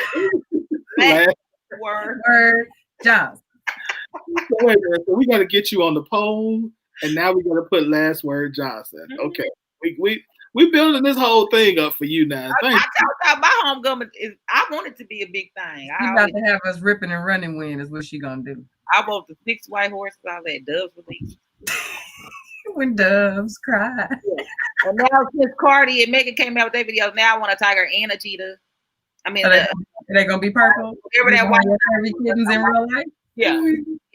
With that big old curvy kitten logos on curvy kittens. Okay. We gonna spray paint the logo on the pen. All of that. A hood ass mess is what we gonna have. Woo! You talking about? They're gonna be like, hey, it was lit though. It was lit though. We gonna party. Yes. Now. No, but I mean, it's I'm wondering if. Look, I'm trying to see you on the live. My sister's gonna be mad, but I know there's been some instances where members of the family have shown certain rage, and it's like, we joke about it, coming from our grandma or something like that. But I'm almost kind of wondering, because I've had, my sisters have asked before, just sitting around talking, like, did I do that? you know, to my kids, like, did I put that in them? Just being so harsh and so hard, did I put that in them? So yeah, I mean, when I think of it that way, I really can see the connection. Yeah. You know, because we, you know, as a parent that just try to be tough on their kids just to try to make them strong. Mm-hmm. You know, you might have put something in there that's triggering them. I'm pretty sure when attack combos with Papa Burns, like I've had with my mom and dad after we've gotten older, we have very candid conversations now. Then you've even said that you have these kinds of conversations with your parents where we've had to, like they've watched how I parent, you know, how me and James raise our kids and how my brother and my sister raise their kids. And they will tell us how they're proud of us and how they see how we're doing. Like, y'all got y'all little families and you just doing it. So, you know, they're proud of the ways that we're doing things, but they also will recognize that we're doing things somewhat differently than what they did. Yeah, you know what I mean? And then when we have those conversations, like neither me or my brother will really mince word. We're always respectful, but we're honest as far as like how we got to this place. And James has his own stuff, you know, that he dealt with in his family. You know what I mean? And like one of Wynn's questions earlier where he said, how do you have that conversation? I think it's not always so much the conversation, it's the observation. If you are intimate enough with a person where you're having arguments that get to yelling and screaming and that type of thing where you would even see this type of response, hopefully you've spent enough time with the people who've helped create this person that you love so you can even possibly see where that came from in them. You know what I mean? So there should be, even if that person's the aggressor, were they raised by aggressors? Is this how they communicate? A lot of I look at where it comes from in my figure. Yep. Like there it is. You know what I mean? You can reach back. Yep. That's it right there. So you have to be observant in that and not take it so personally as though this is this person doing this to you. This is just as much all they know as how your response is just as much all you know. You know what I mean? So I think it's definitely more observation and an attempt to be intimate in that conversation later on. You know what? I noticed you responded this way. And after I thought about it a little bit, I had to take a step back and think, maybe this is where this is coming from. Now, if I'm wrong, let me know. But I just know that I'm trying to get to how I can love you better the next time this happens, how I can be a better woman or man for you the next time this happens so we don't argue. I hate it when we argue. I don't want to argue. You know what I mean? But this is what I think. Can you help me get to the right spot if I'm wrong? That in itself can sometimes, even if they're not ready right then, they're going to marinate on that and come back and be like, well, damn, they trying. Like, you know what I mean? Like, you put it that way, like it wasn't, you know, that was real extra. I was just trying to talk to you and you hit me with all that. Like, what the hell? You know, that's not going to get you. That's more what they had. That's how they got to that point. You know what I mean? So I think the conversation has to come from a place of, I want us to be better. Like the goal is for us to be better here and mean it, not just say it, but like be in it and mean that. I really want this to be better. We can't do this every time we have to have a conversation because I love you. Q just wrote y'all script for the for the argument, argument after space. Exactly. Get your scripts for $9.99 on the Scoop. Yeah. Tell you, I need to be a couch. I went to school for the wrong stuff sometimes. Right. I went to school for the wrong stuff. This one was good. What you got, Wynn? You've been rolling up, your eyes been in the top of your head for a minute. Go on and drop us some wisdom. What you got? Yeah, I think that, no, I don't have anything. I'm listening and processing because I feel like since we're talking in the context of men yelling at women, as a man, like this is one of those areas where, like I'll use common the word where we would say our logic is beneficial to us in a highly emotional situation where we almost have to use that to like lead through this discussion, lead through this moment, so we can say, okay, how do we get here? Like, how do we, like you just said, how do we not get here? Because, this is, what he calls the crazy cycle. And so we're not going to grow. And there's not going to be any beneficial relationship if this is how we handle disagreements. So how do we, like you said, get to a space where you feel like you can express yourself, but at the same time where you're not being, where you don't feel afraid and you don't respond out of, feel like I'm dominating you, or you feel like I'm trying to tear you down or take something, but let this be a moment where we build. So as a man, I think I'm just thinking through how we lead through that, and not react, because hurtful thing, because the response could be just as hurtful. So sometimes as a man, you got to be prepared for that. Like, I'm gonna take one, but I'm gonna say, but I'm not going to continue to allow this to be something that the pattern for our relationship. This is not going to be the pattern for our relationship, that we're yelling at it, that I'm yelling, and when I yell, that this is her response. So I'm going to change how I respond. You're going to help me understand why you responded like that, and we both going to get better at how we communicate to one another.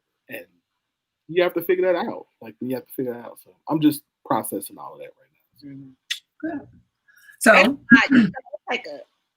I know we talk about it, but that, to me, that takes a very mature, strong person to be the one to recognize it and pull it out. Yeah. And it might not be the first it might be a different conversation. Like, after we do it, okay, now let's come back. Let's come back and let's like a spin of sports. Let's watch the film of that conversation. Let's watch the tape. Here you did this, and and I think sometimes that's beneficial, because the tape of the conversation is not always accurate. Like, we have a tape in our head of something that happened, and so to debrief an argument, sometimes it's like, well, you said this. No, that's not what I said. Or what I said was this. Oh, well, I heard that. That's not what I said. That's not what I said. Yeah. So again, now how do we get past that?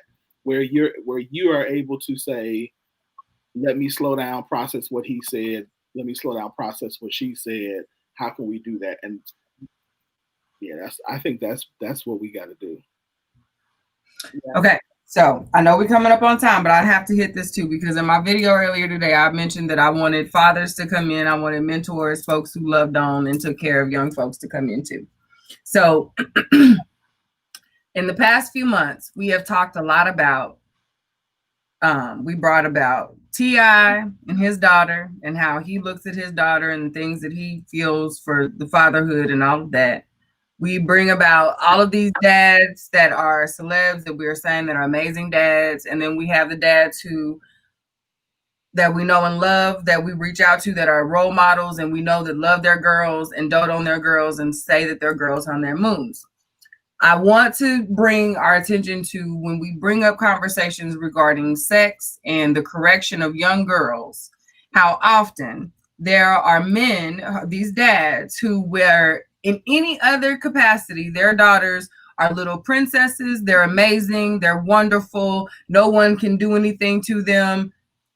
My little girl is my little perfect thing. Until she begins dating, until there's a possibility that there's a little boy around, she might get caught up doing something with the little boy, whatever the case may be. When she is being a human young girl, I would like to say that I would hope that a father would, in the moment, realize that how he responds to those types of situations is, in that very moment, molding not how the world looks at her, how she thinks the teachers, the pastor, whoever else it is going to look at her. How you respond to how she responds with her body in its natural way is how she's going to take that with her going forward. She's not necessarily looking at that as daddy's correcting me, oh, I'm in trouble, whatever the case may be. It's now that I've done this thing, now I get the daddy that I have never, ever, ever seen before. So now when I do things that have something to do with my body, or me having license over my body, I have to be very, very careful, because now this brings out a daddy that I've never seen before. This daddy scares me. This daddy uses words, uses a tone, uses actions, uses all of these things that I've never seen before, because I've done. Okay. So now I'm not ever saying, don't take what I'm saying as let your daughters do whatever, and you just pat them on the head and say, baby, that's not what you do. That's not what I'm saying. I'm saying a lot of the brokenness, a lot of the ways that grown women get caught up in some of these situations where, why can't you just go? Ain't no way a man would talk to me that way. Why she don't ever live when why she running whenever he called? Like those types of things, those types of mental ways that women react to circumstances and things like that, or I mean to ways as far as dating and all that. That happens when those corrections are often overcorrected. We will put a lot of stuff, we will put a lot of fear into how we correct our little girls in anticipation of what we know the world can do. But I want to say to fathers, when we are teaching our daughters, when we are correcting our daughters, when we are giving examples and being giving them the game or whatever it is, I think it would do us more of a service to be more realistic, to be more honest with our young girls than to be more, this is going to hurt you. I'm going to hurt you if I find, I'm going to kill that look. Like we go to such extremes. And this is often the very first time little girls see their daddies become mad dads. And that's usually in connection to boys moving into a relationship, things like that. You know what I mean? So you have to, I don't have any real world examples or anything like that, but I'm saying be careful about how you confront your daughters the first time when it has something to do with the boy. It doesn't have to even be as extreme as sex, but how you communicate with your daughter regarding these types of things is absolutely molding how she deals with confrontation, how she deals with saying no, how the whole consent thing. If you never let your daughter disagree with you or tell you no, how the hell do you think she's ever going to do it with that fast little boy, with that mannish little boy? Mm-hmm. How does that happen? Where does she get that confidence? Where does she get that from? You know what I mean? If she feels like every time I exert no. So you just have to be very aware of how you communicate with your little girls, because you can't be the thing that you want her to run from out of love. Because now you're connecting mad dad with the dad that loves you best, that loves you harder, that loves you most. So she's not going to look for the soft guy. She's looking for the mad dad, because now this is what loves me. This is what love also looks like. Yeah, he talks real sweet to me when I'm doing what I'm supposed to do. But then when I don't, this is also what he looks like. So I'm just saying, this is very important. And the way that we go about raising our little girls has got to change. The way we go about raising our little boys has got to change, because it is creating this trauma that we have as grown men and women. So that was a throwback to Sass and Sage real quick, but I just wanted to put that out. We obviously know what it feels like in relationships, but we don't really talk about what that looks like to kids. We always want to discipline all of this stuff out of children. You know what I mean? You ain't supposed to be doing that with these little girls. You ain't supposed to be doing that with these little boys. And how we do, we always go real hard. Some of the most aggressive comments I've ever seen related to children have been when we're talking about sex. That is the time to beat them the hardest, to beat kids that don't belong to you, to pull guns, to threaten death, to do all kinds of things for stuff that we all do. Eventually, we're all gonna do. So I think it's very interesting. It's time that we start to change how we speak to our children about human stuff. That's gonna happen. We're gonna have to change how we do that. Very, very important. Jessica says, I've never had a conversation with either parent about sex. As an adult, my dad simply said, I'm okay if you have a kid before you get married. I just want you to have one before I die. Okay. And she does the face palm. Pressure. Yep, pressure. Right. Erica Lynn says that dad response will force daughters to rebel and feel unable to talk to him about things she should talk to dad about. This can lead to poor decision making since she cannot go to her dad. It's very true. That can create all kinds of blockages because she's trying to avoid the bad feeling. I don't even know you bring a hypothetical bad feeling to me. Don't do that, Dad. That ain't what I came for. Yeah. You know, I had no sex conversation with my parents either, but baby, you had older brothers and sisters. Yeah, and they got hot in their old age, all of them. How that look? No more sex stuff.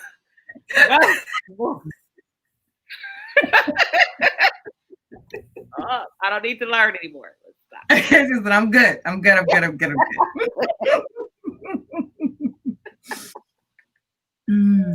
But yeah, that's a very good point. That's a very good point to make about the dad thing. Yeah. Yes. See, Definitely is. All right, let's wrap it up. We got 3 minutes.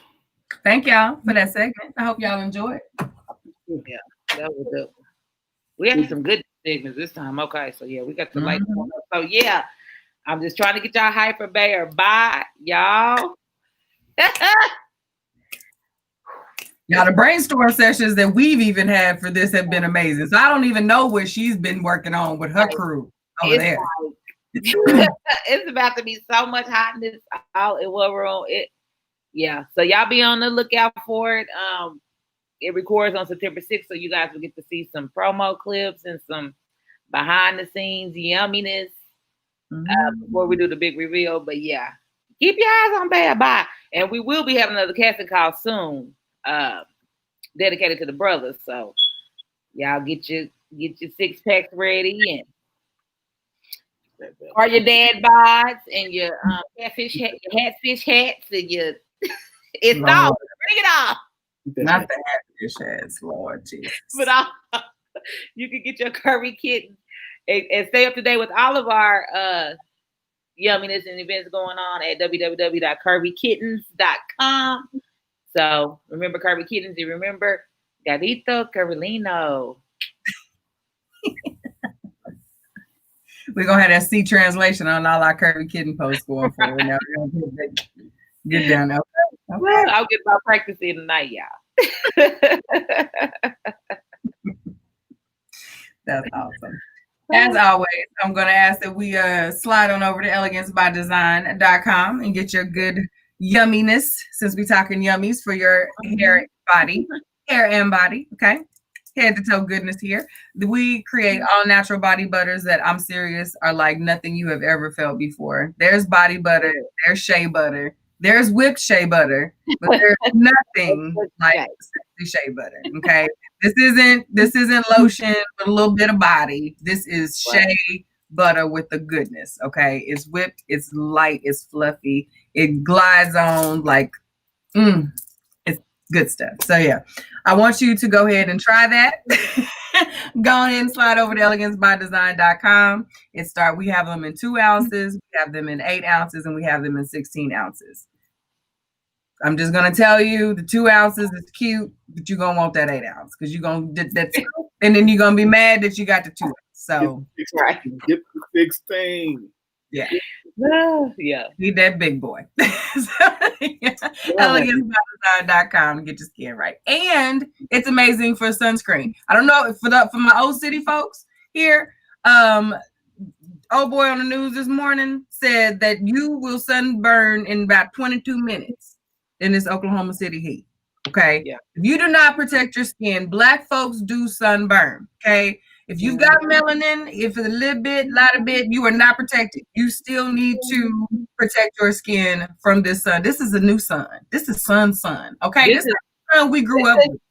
7th layer down of the ozone layer. That's all we need to layer up.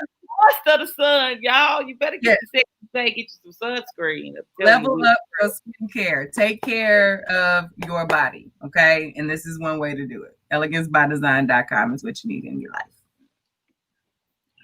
Have a good week. Yes.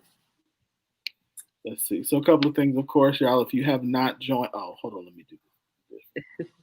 If you have not joined the Little Book of Business, if you're a business owner and you have not joined the Little Book of Business, then you need to. So that way you can get in front of our business owners who are looking to support Black-owned businesses. We help with your marketing and advertising, again, as well as getting you in front of more customers. So if you are interested, the website to join is on the screen. It's patreon.com/LBBOB. You can read, as a business owner, read all of the information that you need and all that you get. And yes, the price in the corner is correct. It's only $9 a month. Like that's the price. Nothing. That's the price for now. Let me just throw it out there. That's the price for now. But it's definitely worth it to get in there. And if you're looking to be a customer, then you can find us on Facebook at Little Black Book of Business and join the group, as well as sign up for our email list where we send you all of our sales and things like that. So buy black, join the Little Black Book of Business.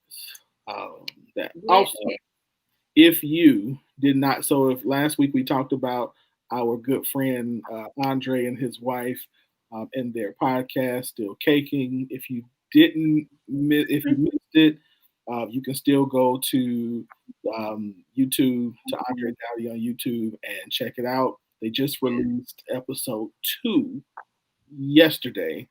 Oh, did they? Okay. Talks about what they did on their anniversary. So I haven't seen it yet, but I saw that it's released. So definitely check it out. 1 was good. I'm sure 2 is going to be good as well. So go over to on YouTube, Andre Dowdy, and check out, subscribe, check them out, y'all. It's good marriage, solid marriage, real marriage, 19 years of marriage discovered by 2 really down to earth and good people. So do that. And then what else I got? That's it. That's all I got. As Kels already said earlier, if you have not joined the Scoop Facebook group, do that. Go to @RealScoopShow and do that, and like the Scoop page, or follow us on YouTube at the Scoop Show. Follow us on Instagram at It's Still Scoop Radio Show on Instagram. Somebody already took Real Scoop Show on Instagram. I couldn't get that one. So other than that, y'all really right. That's all right. They'll give it to me later. Other than that, have a We're really gonna put like Coucheron on there. The Scoop, a la Coucheron.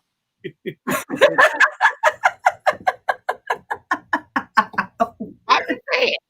If we need an extra word, I got them for you. I got them for you. It's happening, right? as always, Kels and Q, thank you. I appreciate it. Lord help us. We tired. Haven't hit the share button. Please hit the share button. As I look, we get like 45. We can get to 100 likes or 100 shares. So 100 shares. haven't hit the share button. Hit the share button. All right. See y'all next Tuesday. Turn around. Are we the right way? That's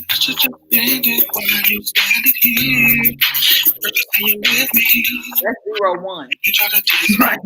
I try to keep it low when you took me to the floor, cause I don't know would you believe this love is forever? Would you take this long, sweet road and pull it together?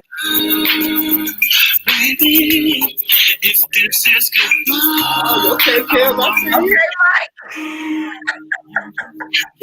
see you. In my eyes, cause I'm gonna try, baby, to treat you right. My headphones. My headphones. Yeah, your beat, your one beat. your beat all in.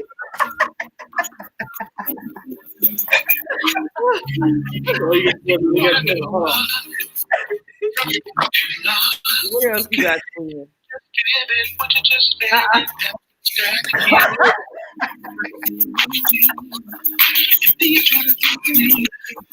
I try to Good night. go.